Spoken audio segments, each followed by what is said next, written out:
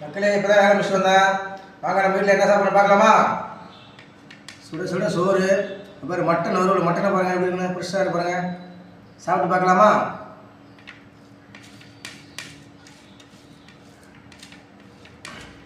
பாருங்க,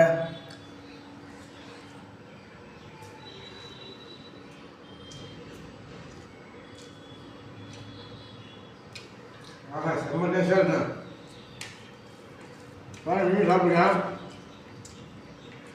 இல்லை நீங்கள் சாப்பிடுங்க.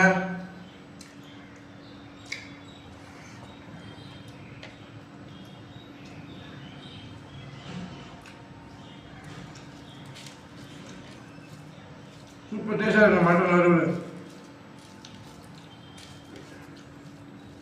சுட சுட சாப்பாடு மட்டன் வறுவல் செம்ம டேஸ்டாக இருக்குது. பாருங்க.